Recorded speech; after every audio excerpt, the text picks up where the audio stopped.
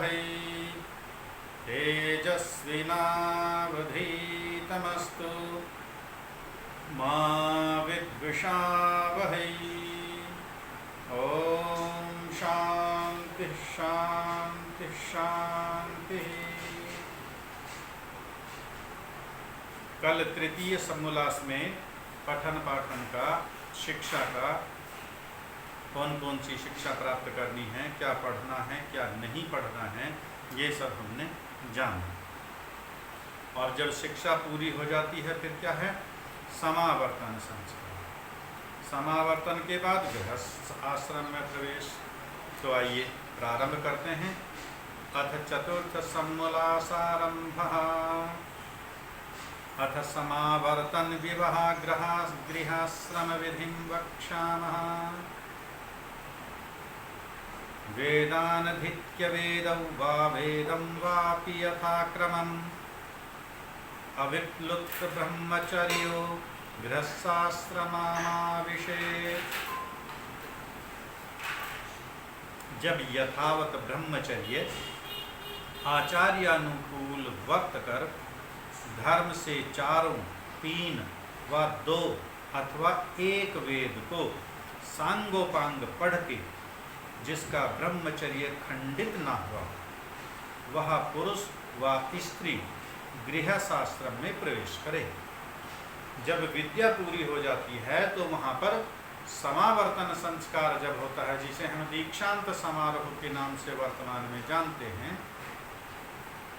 अब उसके बाद जब विद्या पूरी हो जाती है तब गृहस्थ आश्रम में प्रवेश करते हैं। और गृहस्थ आश्रम में प्रवेश करने का अधिकार किसको है? जो चारों वेद पढ़ा हो, बहुत अच्छा। चारों ना पढ़ा हो तो 3 पढ़ा हो, 3 ना पढ़ा हो तो 2 पढ़ा हो, और 2 भी ना पढ़ा हो तो 1 वेद तो अवश्य पढ़ा हो। और जो वेद पढ़ा हो वह सांगोपांग विधि से हो, अर्थात अंग उपांग के संग पढ़ा हुआ हो। जब वेद हम पढ़ते हैं तो विधि हमने पिछले अध्याय में जाना, क्रम वही चलता है। पहले व्याकरण पढ़ते हैं, अष्टाध्यायी पढ़ते हैं, महाभाष्य पढ़ते हैं, और फिर हम उसके उपांग पढ़ते हैं, अंग पढ़ते हैं, तब वो हम वेद को पढ़ने के लिए योग्य होते हैं।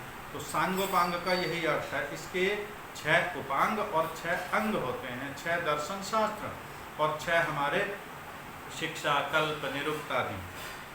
इनको पढ़ करके तब गृहस्थ आश्रम में प्रवेश करने का अधिकारी हम बनते हैं। अब हम अपना अपना अवलोकन करें। हम में से अधिकांश तो गृहस्थ आश्रम में ही हैं। क्या हमने वेद पढ़े? और यदि वेद नहीं पढ़े, एक भी वेद नहीं पढ़ा और बिना वेद पढ़े हम गृहस्थ आश्रम में प्रवेश कर गए। कल दिनेश जी कह रहे थे कि जो पढ़ लिख करके भी परस्पर क्लेश हो, चूँकि वेद नहीं पढ़े, उपांग नहीं पढ़े, अंग नहीं पढ़े, आधुनिक शिक्षा पढ़ी है, उसमें कोई वो नहीं है। लेकिन आधुनिक शिक्षा सर्वांगीण की विकास की विद्या नहीं देती। वो केवल एक भरण पोषण मात्र का, जीविका चलाने का साधन है। और जो ये हमारी सनातन शास्त्रों की विद्या है वह मनुष्य के सर्वांगीण विकास की विद्या है। वह मनुष्य का चहुमुखी विकास करती है, आत्मिक विकास करती है, बौद्धिक विकास करती है, शारीरिक विकास करती है, सामाजिक उन्नति करती है, ये सभी प्रकार का। तो वास्तव में जो शास्त्रोक्त विधि है वो ये है कि कम से कम 1 वेद तो पढ़ा हुआ हो, लड़का भी और लड़की भी, तब वे गृहस्थाश्रम में प्रवेश करें, तब अधिकारी बनते हैं। तम प्रीतीतम स्वधर्मेण ब्रह्मदाय हरम पितुः स्रग्विणं तल्प आसीन मह्येत प्रथमं गवा। यह मनुस्मृति का वचन है। जो स्वधर्म अर्थात यथावत आचार्य और शिष्य का धर्म है, उससे युक्त पिता, जनक व अध्यापक से ब्रह्मदाय अर्थात विद्या रूप भाग का ग्रहण और माला का धारण करने वाला अपने पलंग में बैठे हुए आचार्य का प्रथम गोदान से सत्कार करें। वैसे लक्षण युक्त विद्यार्थी को भी कन्या का पिता गोदान से सत्कृत करे। गोदान की एक प्रक्रिया, हमारा जब विवाह संस्कार होता है ना, उसमें गौदान की एक प्रक्रिया आती है।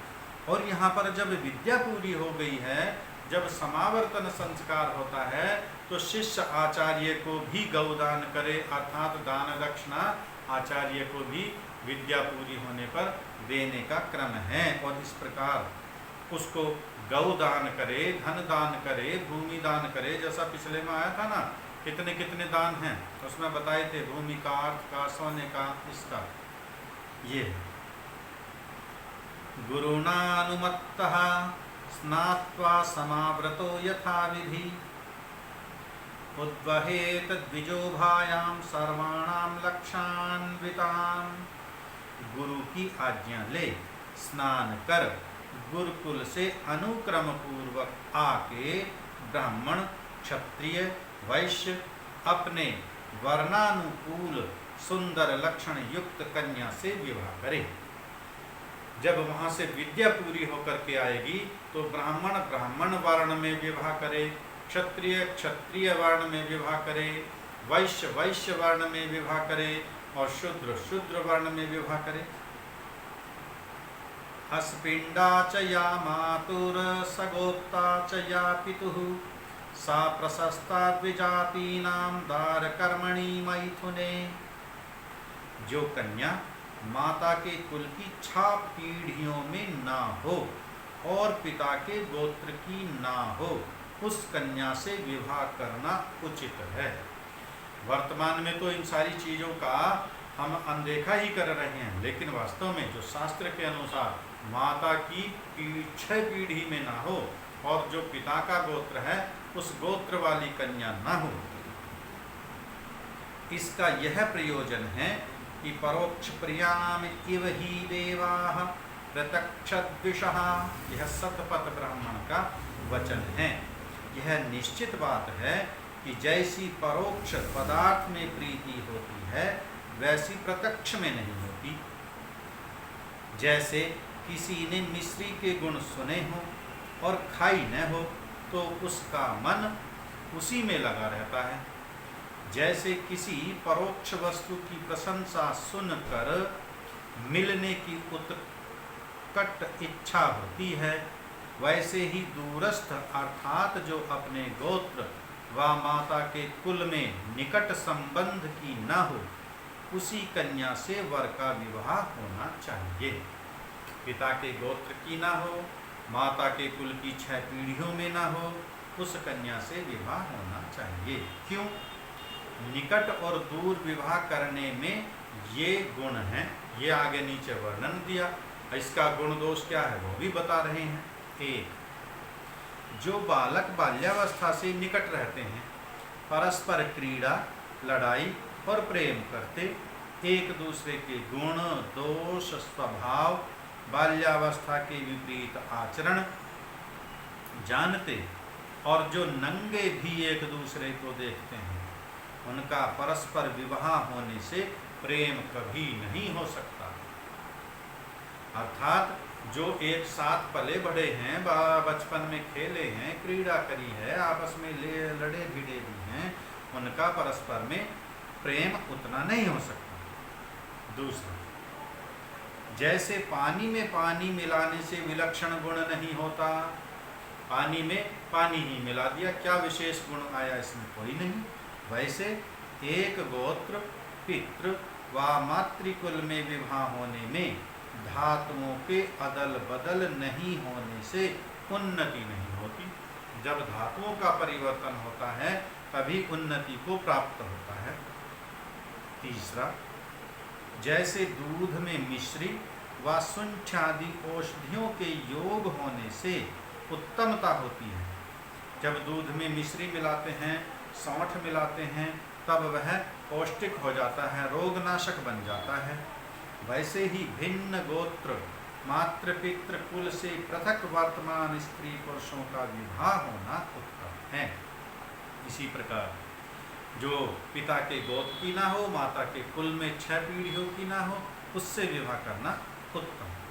चौथा, जैसे एक देश में रोगी हो वह दूसरे देश में वायु और खान पान के बदलने से रोग रहित होता है, वैसे ही दूर देशस्थों के विवाह होने में उत्तमता है। जैसे एक देश में रोगी हो, एक स्थान पर जो रोगी होता है दूसरी जगह जाकर वह स्वच्छ वहाँ का वायु है, खान पान है, तो उसका रोग दूर हो जाता है। उसी प्रकार दूर देशों के विवाह करने में उत्तमता होती है। 5, निकट संबंध करने में एक दूसरे के निकट होने में सुख दुख का भान और विरोध होना भी संभव है, दूर देशों में नहीं। और दूरस्थों के विवाह में दूर दूर प्रेम की डोरी लंबी बढ़ जाती है, निकटस्थ विवाह में नहीं। पास में जो विवाह किया, रोज लड़की माता पिता के घर आएगी, बैठी रहेगी, दूसरे दिन तीसरे दिन रोज वे जाते रहेंगे उनके पास मिलने, तो उतना परस्पर प्रीति नहीं होता रहता, और फिर विरोध भी छोटी छोटी बातों को लेकर के होने लगता है। और जो दूर देश में विवाह संबंध स्थापित किया है, बहुत बहुत दिनों के बाद जाते हैं, 6 महीने में, 4 महीने में, 1 वर्ष में, 2 वर्ष में, तो अब उनका प्रीति अधिक बढ़ जाता है।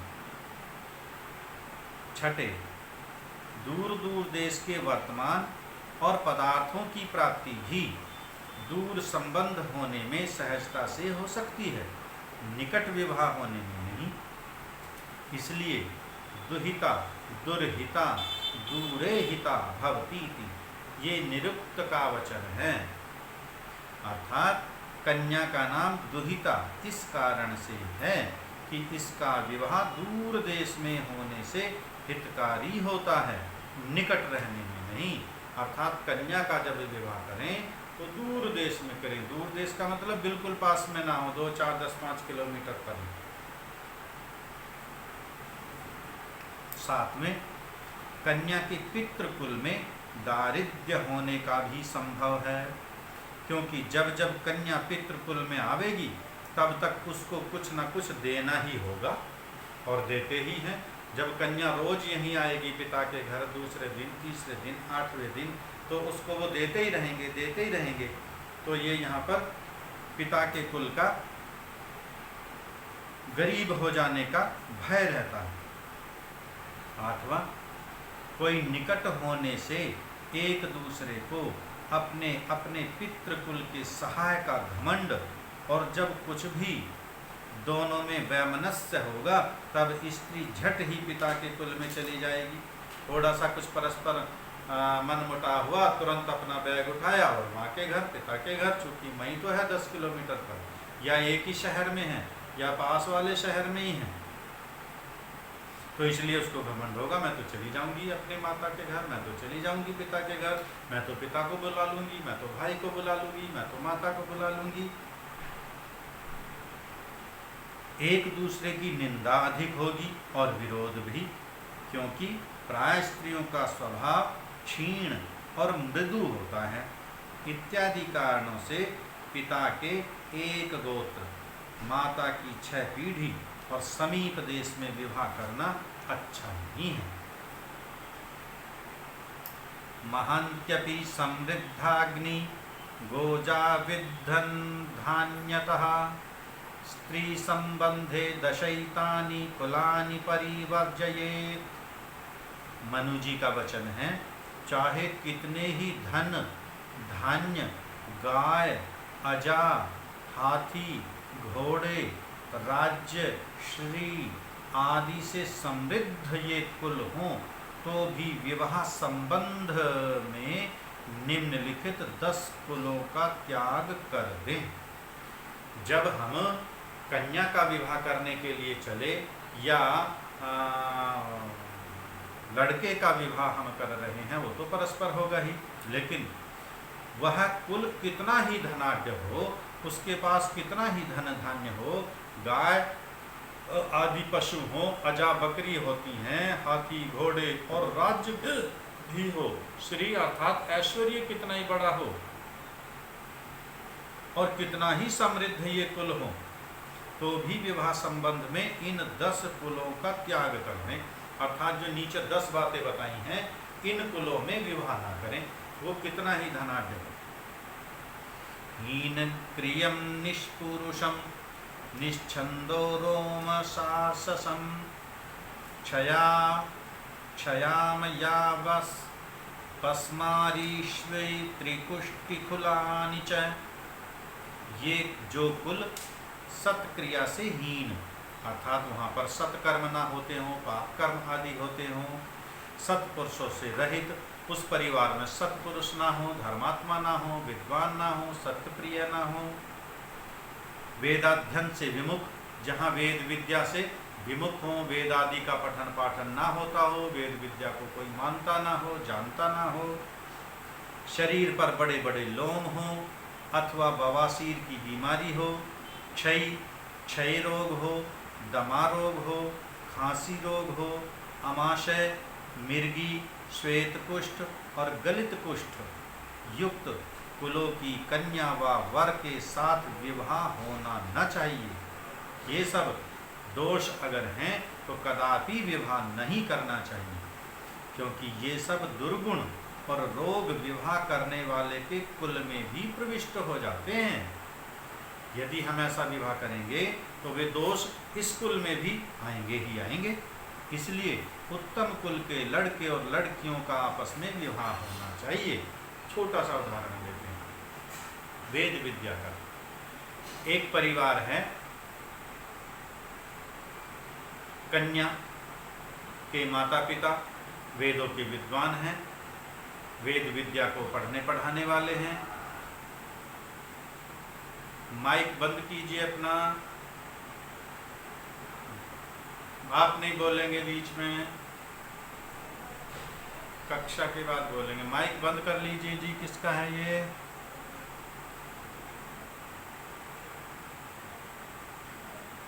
वेद विद्या के पढ़ने वाली कन्या है, ईश्वर की उपासना करती है, ईश्वर के स्वरूप को ठीक ठीक जानती है। कन्या का विवाह हो गया पौराणिक परिवार में, वहाँ मूर्ति पूजा होती है, व्रत आदि चलते हैं, जागरण चलते हैं, भंडारे चलते हैं। अब इस परिवार में जब कन्या आ गई, अब क्या करेगी वो? जो अपनी वेद विद्या है वो धीरे धीरे सारी भूल जाएगी। जो दोष इस परिवार का था वो इस कन्या के साथ जुड़ गया। अथवा परिवार वेद को मानने वाला, ईश्वर के गुण कर्म स्वभाव को जानने वाला उपासक है, लेकिन कन्या जो आई वो मूर्ति पूजक है, पौराणिक परिवार से आई है। तो अब वो यहाँ आकर के फिर अपनी मूर्ति पूजा स्थापित करेगी, पाषाण पूजा करेगी। यदि ससुराल वाले रोकेंगे तो विरोध उत्पन्न होगा, और यदि स्वीकृति देंगे तो दोष घर में पनपेगा ही। जो आगे से आने वाली नई संतान उत्पन्न होंगी वो माता उनको वही अविद्या वाला पाठ पढ़ा देगी। तो ये दुर्गुण दुर्व्यसन आगे बढ़ते चले जाएंगे। इसलिए इन उत्तम कुलों का हमें त्याग करना चाहिए। नोद्वहेत् कल कपिलां कन्या नाधिकांगी न रोगिणी नालोमिकां नातिलोमां न वाचाटन्न पिंगलां। न पीले वर्ण वाली, न अधिकांगी, अधिकांगी जिसका एक अंग अधिक हो, उंगली अधिक हो, एक कान अधिक हो, इस प्रकार का जो, अर्थात पुरुष से लंबी चौड़ी हो। अधिकांगी का मतलब ये भी है कि वो शरीर में पुरुष से बलिष्ठ हो, अधिक शरीर उसका लंबा चौड़ा हो, अधिक बल वाली हो। न रोग युक्ता हो, रोगी कन्या ना हो। न लोम रहित, जिसके शरीर पर बिल्कुल रोम ना हो। न बहुत लोम वाली हो। न बकवाद करने हारी, अर्थात बहुत अधिक बोलने वाली। और भूरे नेत्रों वाली, उसका भी विवाह नहीं करना चाहिए। न ऋक्ष वृक्ष नदी नामनी नानत्य पर्वत नामिकां। न पक्षी पेश्य नामनी न च भीषण नामिकां। न ऋक्ष अर्थात अश्विनी, भरणी, रोहिणी देई, रेवती बाई, चित्तारी आदि नक्षत्र नाम वाली। तुलसिया, गेंदा, गुलाब, चंपा, चमेली आदि वृक्ष नाम वाली। गंगा, जमुना आदि नदी नाम वाली। चांडाली आदि अंत्य नाम वाली, विंध्या, हिमालया, पार्वती आदि पर्वत नाम वाली, कोकिला, मैना आदि पक्षी नाम वाली, नागी, भुजंगा आदि सर्प नाम वाली, माधोदासी, मीरादासी आदि प्रेष्य नाम वाली, और भीम कुंवरी, चंडिका, काली आदि भीषण नाम वाली कन्या के साथ विवाह न करना चाहिए, क्योंकि ये नाम कुत्सित और अन्य पदार्थों के भी हैं। इस तथ्य को समझने के लिए कि नाम में क्या दोष है, आपको संस्कार विधि में जाकर के नामकरण संस्कार के महत्व को समझना होगा, तब ये चीज समझ में आपके आसानी से आ जाएगी।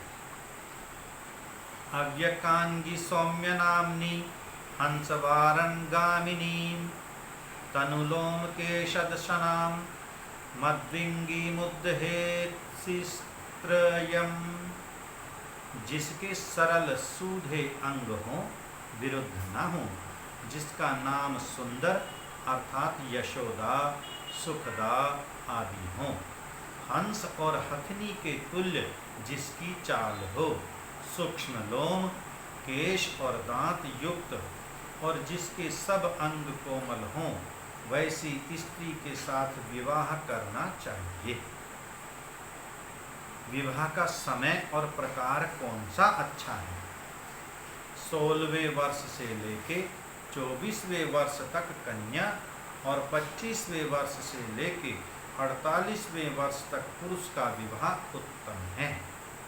इसमें जो 16 और 25 में विवाह करे तो निकृष्ट, 18-20 की स्त्री तथा 30, 35 व 40 वर्ष के पुरुष का मध्यम, 24 वर्ष की स्त्री और 48 वर्ष के पुरुष का विवाह उत्तम है, अर्थात यह सबसे श्रेष्ठ माना जाता है।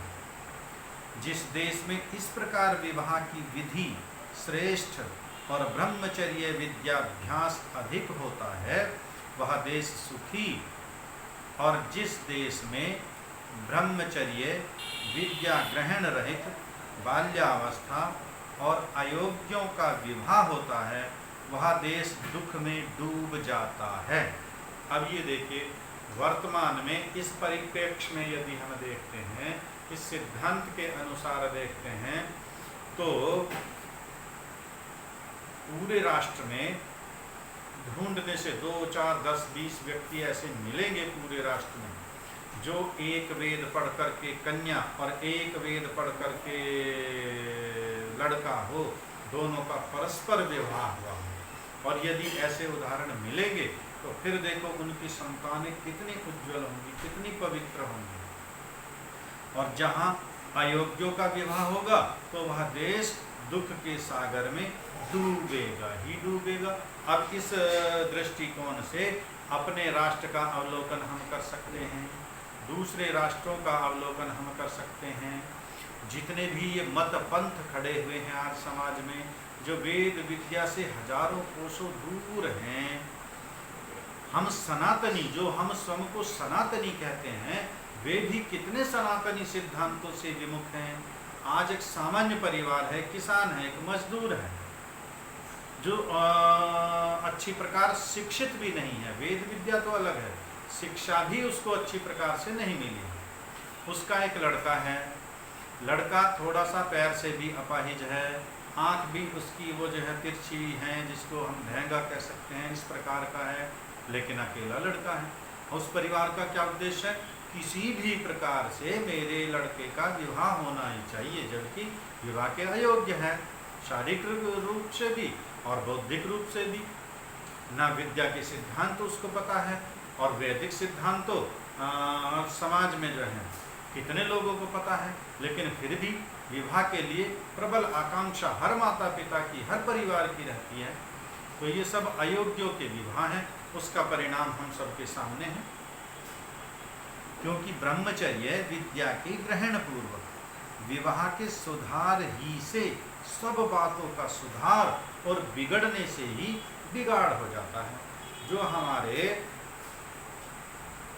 श्रोत्र सूत्र हैं जहाँ पर ये कर्मकांड आदि का विधान है, वहाँ पर जो संस्कार प्रारंभ होता है वहाँ पहला संस्कार विवाह का संस्कार है। यद्यपि जो संस्कार विधि है उसमें प्रथम संस्कार गर्भाधान संस्कार है, लेकिन शास्त्रों के अनुसार विवाह प्रथम संस्कार है, क्योंकि जो नई संतति का प्रारंभ होना है वो यहीं से होना है। इसीलिए ऋषि लिखते हैं कि विवाह के सुधार से ही सब सुधार और विवाह के बिगाड़ से सब बिगाड़ हो जाते हैं। अब देखिए सुधार का पहला सुधार क्या है विवाह का, कि लड़का और लड़की सांगोपांग विधि से एक एक वेद कम से कम पढ़ा हुआ हो। दोनों जब पढ़े हुए हैं, दोनों का संस्कार हो गया है, तो जब संतान उत्पत्ति करेंगे, गर्भाधान करेंगे तो वेद के अनुसार करेंगे, संस्कार विधि के अनुसार करेंगे। वो पुंसवन भी करेंगे, सीमंतोन्नयन भी करेंगे, जातकर्म संस्कार भी करेंगे, वो नामकरण संस्कार भी करेंगे। जितने भी संस्कार होते हैं शरीर और आत्मा को सुदृढ़ बलवान बनाने के लिए, वो सारे संस्कार अपने बच्चों के करेंगे। जैसे अभी कल एक बहन जी बता रही थी कि हमने अपने बच्चों के सारे संस्कार कराए। अब उनको वो विद्या पता है और उस विद्या के महत्व का पता है, तो उन्होंने अपने बच्चों के संस्कार कराए। और जिसको माता पिता को न संस्कार के विषय में जानकारी, ना उनके महत्व के विषय में जानकारी, वो कहाँ संस्कार करा पाएंगे। इसीलिए संस्कार हमारे समाज से लुप्त प्राय हो गए और उतना उतना दुख हम सबके परिवारों में बढ़ता चला गया। 8 वर्षा भवेद गौरी 9 वर्षा च रोहिणी 10 वर्षा भवेत कन्या तत ऊर्ध्व रजस्वला माता चैव पिता तस्या ज्येष्ठो भ्राता तथैव च त्रयस्ते नरकं यान्ति दृष्ट्वा कन्या रजस्वलाम्। ये श्लोक पाराशरी और शीघ्र बोध में लिखे हैं। अर्थ यह है कि कन्या की 8वें वर्ष गौरी, 9वें वर्ष रोहिणी, 10वें वर्ष कन्या और उसके आगे रजस्वला संज्ञा हो जाती है।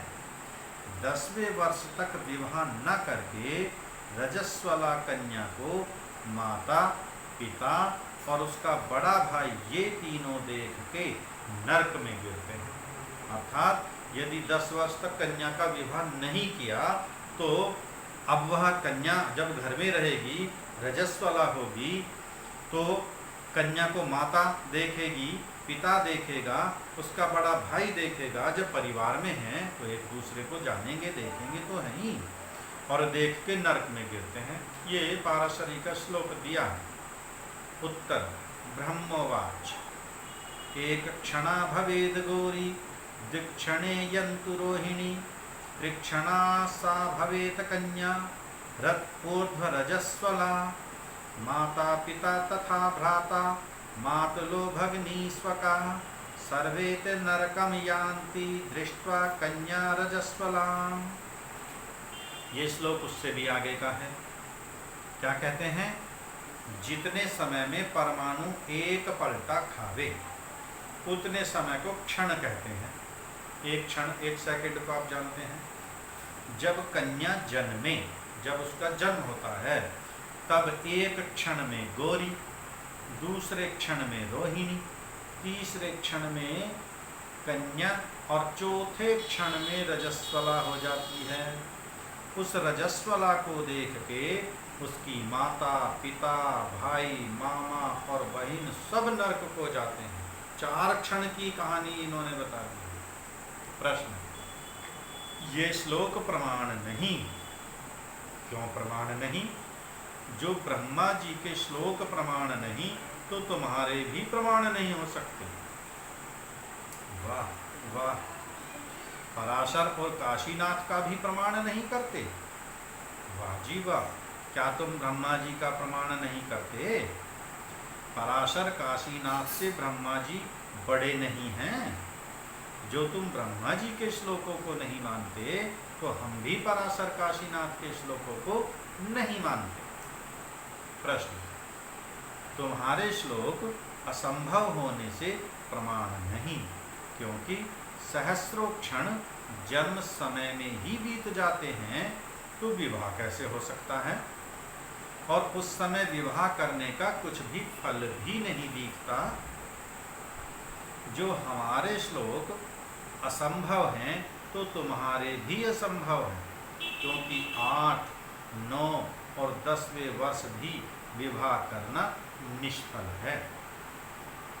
क्योंकि 16वें वर्ष के पश्चात 24वें वर्ष पर्यंत विवाह होने से पुरुष का वीर्य परिपक्व, शरीर बलिष्ठ, स्त्री का गर्भाशय पूरा और शरीर भी बलयुक्त होने से संतान उत्तम होते हैं।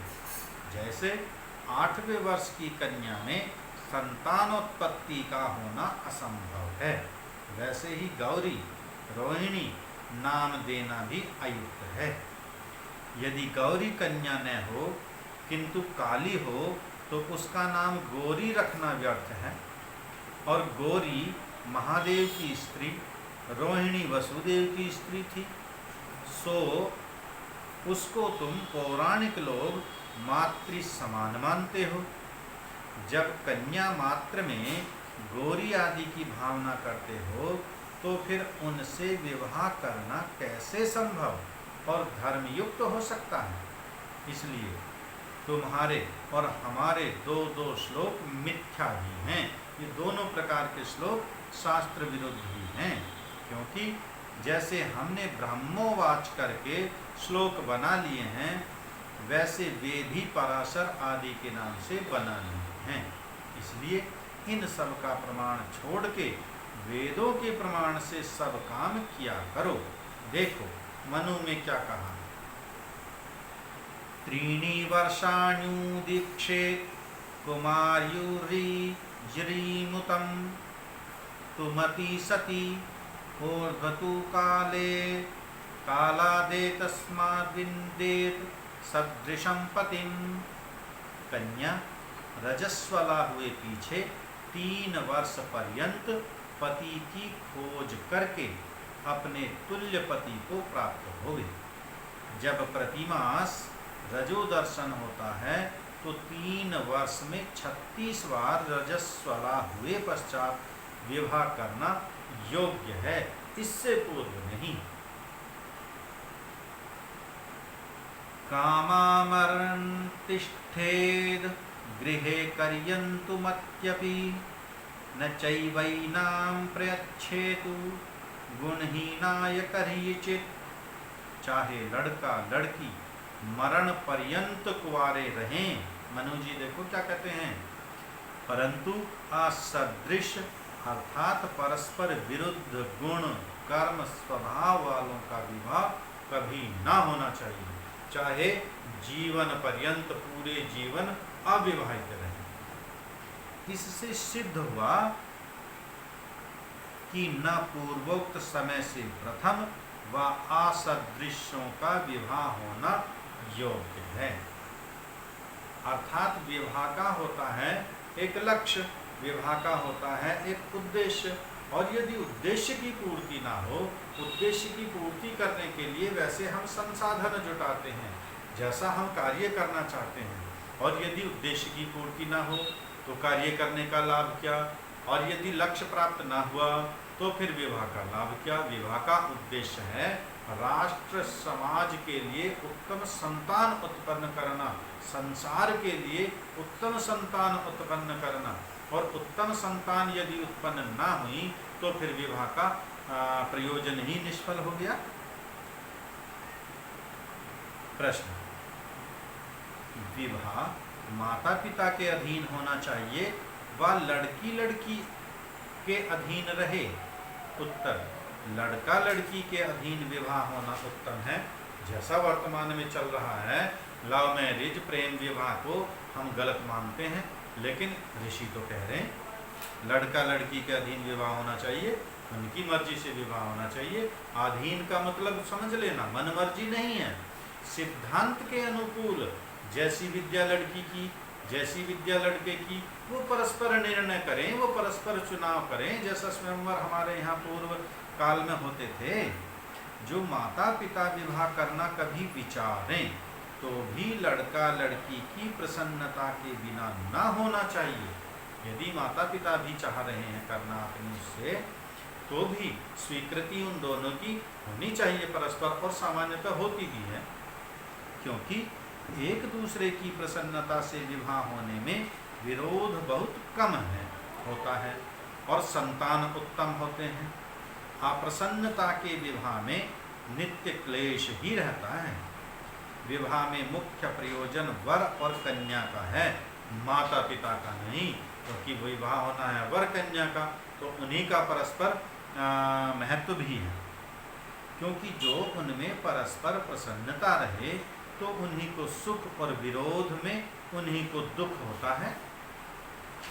और संतुष्टो भार्यया भर्ता भर्त्रा भार्या तथैव च यस्मिन्नेव कुले नित्यं कल्याणं तत्र वै ध्रुवम्।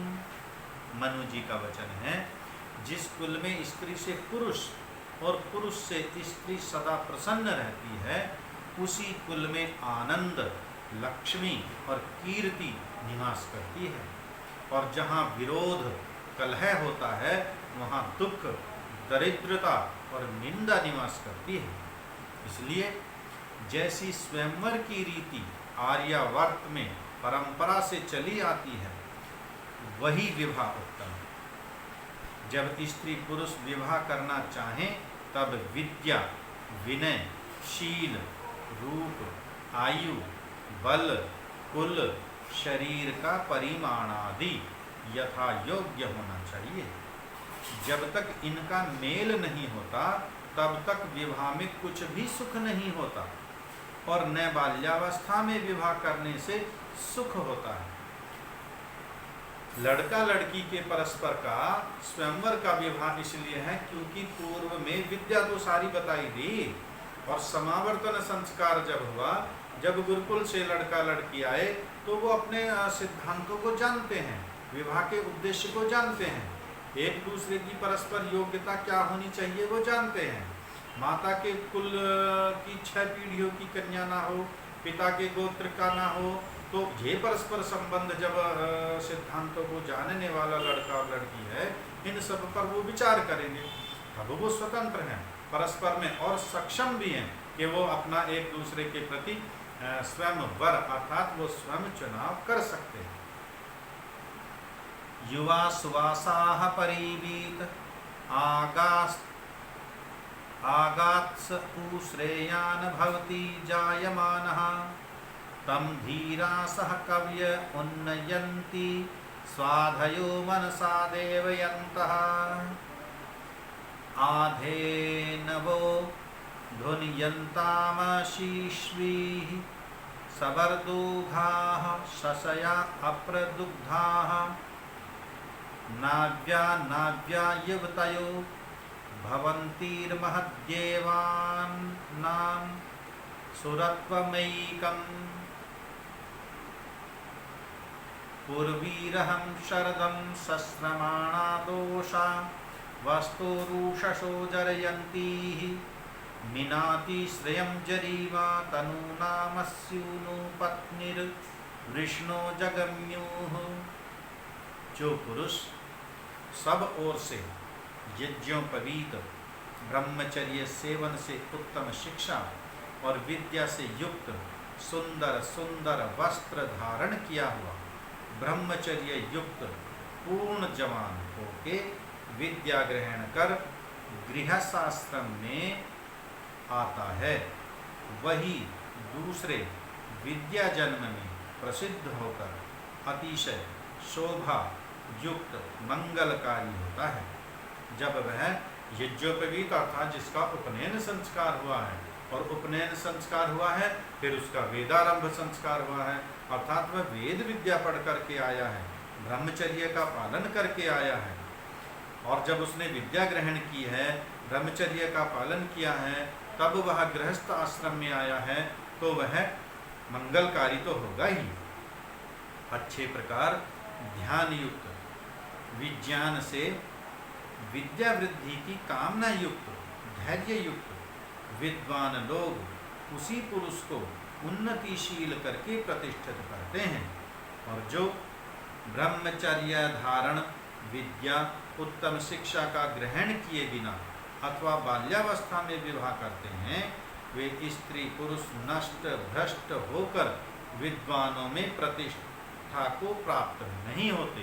अर्थात न विद्या ग्रहण की, न ब्रह्मचर्य का पालन किया, न फिर उत्तम गुण कर्म स्वभाव से एक दूसरे का वर्ण किया, तो फिर नष्ट भ्रष्ट हो जाना है, अर्थात उनकी उतनी उन्नति नहीं हो सकती है, और न उनकी फिर विद्वानों में प्रतिष्ठा अर्थात उनको यश की भी प्राप्ति नहीं होती है। जो किसी ने दुही न हो, उन गौवों के समान बाल्यावस्था से रहित सब प्रकार के उत्तम व्यवहार का पूर्ण करने हारी, कुमारावस्था को उल्लंघन करने हारी, नवीन शिक्षा और अवस्था से पूर्ण वर्तमान पूर्ण युवावस्थास्थ स्त्रियां, ब्रह्मचर्य सुनियमों से पूर्ण विद्वानों के अद्वितीय बड़े प्रज्ञा शास्त्र शिक्षा युक्त प्रज्ञा में रमन के भावार्थ को प्राप्त होती हुई तरुण पतियों को प्राप्त होके गर्भ धारण करें। कभी भूल के भी बाल्यावस्था में पुरुष का मन से भी ध्यान न करें, क्योंकि यही कर्म इस लोक और परलोक के सुख का साधन है। बाल्यावस्था में विवाह से जितना पुरुष का नाश होता है, उससे अधिक स्त्री का नाश होता है। बाल्यावस्था में यदि विवाह करते हैं तो न शारीरिक रूप से परिपक्वता है, न मानसिक रूप से परिपक्वता है, न वैचारिक रूप से परिपक्वता है, इसलिए दोनों की ही अपार हानि होती है। इसलिए कन्या के गर्भधारण का जो कहा है, अर्थात वह उत्तम शिक्षा प्राप्त करके शारीरिक रूप से सुदृढ़ बलवान होकर के, मानसिक रूप से सुदृढ़ बलवान होकर के तब वह गर्भ धारण करे और तब उत्तम संतानों को उत्पन्न करती है। जैसे शीघ्र अत्यंत श्रम करने हारे, वीर्य सींचने में समर्थ गुण युवावस्था युक्त पुरुष, युवावस्थास्थ हृदय को प्रिय स्त्रियों को प्राप्त होकर पूर्ण 100 वर्ष व उससे अधिक वर्ष आयु को आनंद से भोगते और पुत्र पौत्रादि से संयुक्त रहते रहें, वैसे स्त्री पुरुष सदा वर्तें। जिस भी प्रकार से, अर्थात जो साधन संसाधन, जो उपाय उन्हें अपनाने पड़े, इसलिए जिससे उनकी आयु बढ़े, विद्या बढ़े, बल बढ़े, और आयु देखिए 100 वर्ष तक जिए या 100 वर्ष से भी अधिक पुत्र पौत्रों के साथ क्रीड़ा करते हुए आनंद से वर्तते रहें, सुख भोगते रहें। ऐसे जो भी उपाय हैं वो सब करें। पूर्व, वर्तमान, शरद ऋतुओं और वृद्धावस्था को प्राप्त कराने वाली प्रातःकाल की बेलाओं को, रात्रि और दिन शरीरों को, शोभा को, अतिशय वृद्धपन, बल और शोभा को दूर कर देता है।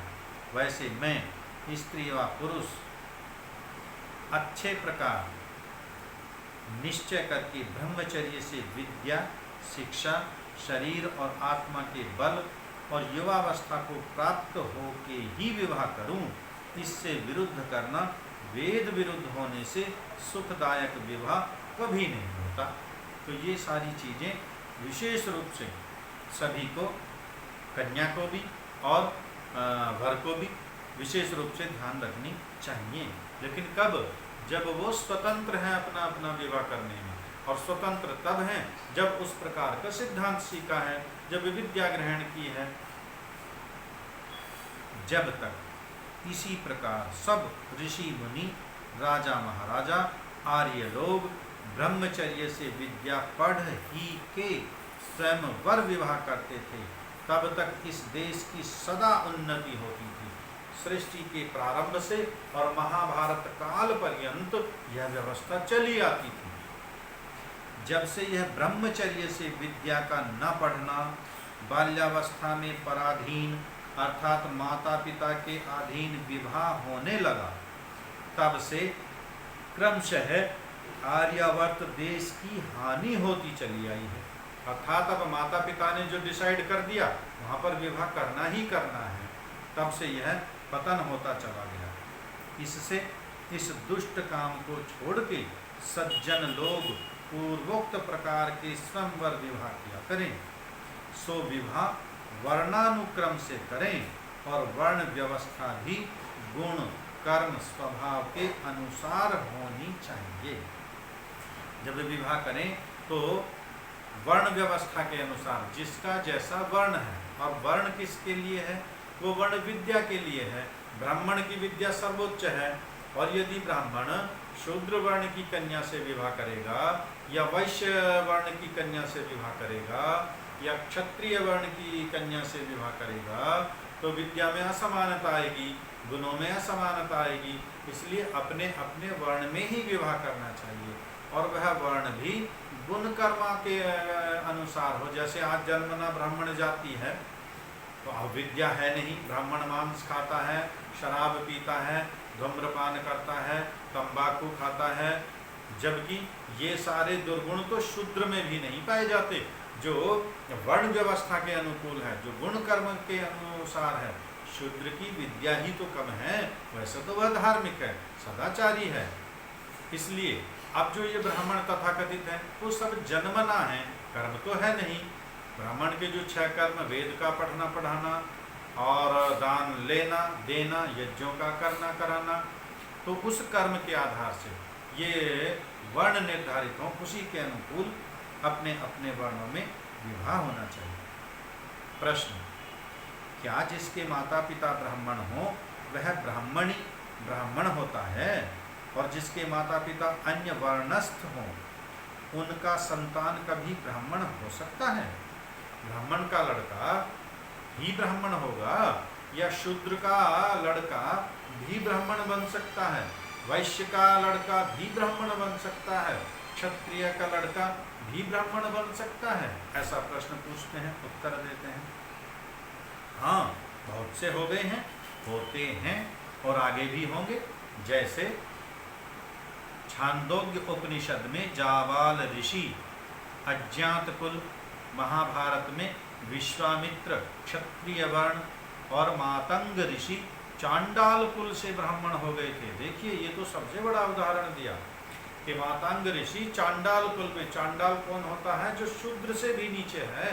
चारों वर्णों में शूद्र सबसे नीचे, क्योंकि उसकी विद्या सबसे कम, और चांडाल अर्थात जो मांस भक्षण आदि करता हो, मद्यपान करता हो, वो तो शूद्रों से भी नीचे, चारों वर्णों से बाहर चला गया।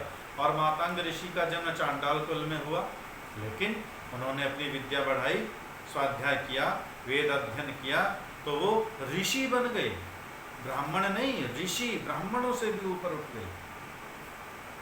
तो ये है कर्म के अनुसार, जिसकी जैसी विद्या उसका वैसा अपना वर्ण।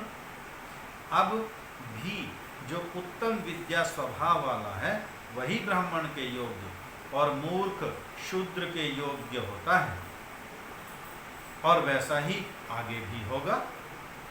प्रश्न, भला जो रजवीर्य से शरीर हुआ है वह बदल कर दूसरे वर्ण के योग्य कैसे हो सकता है? जो शरीर का निर्माण हुआ, रज और वीर्य के द्वारा शरीर का निर्माण होता है, और शूद्र कुल में माता पिता के यहाँ जो संतान उत्पन्न हुई तो वो संतान का जो शरीर बना, पिता के वीर्य और माता के रज से शरीर बना, भला वो ब्राह्मण कैसे बन जाएगा? ये प्रश्न पूछ रहे हैं।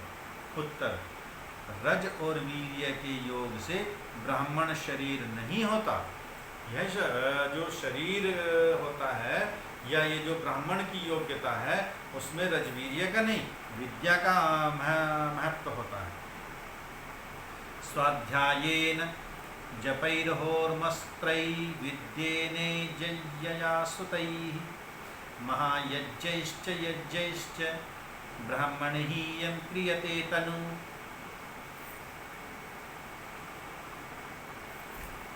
चलिए यहीं करते हैं, इसको कल से प्रारंभ करेंगे। श्लोक का अर्थ आगे लेते हैं, समय हो गया है, इसको यहीं पर रोकते हैं। आइए मंत्र पाठ करते हैं। बीच में जो बोल रहे थे ना, उनका जिसका जो भी प्रश्न है, एक प्रश्न मेरे पास है व्हाट्सएप पर, आज मैं थोड़ा व्यस्त था इसलिए उसका उत्तर मैं लिख नहीं पाया, प्रातःकाल में लिखने का प्रयास करूँगा। आप और भी जिनके प्रश्न हैं, शंकाएँ हैं, आप व्हाट्सएप पर भेज दीजिएगा, मैं उनके उत्तर देने का प्रयास करूँगा।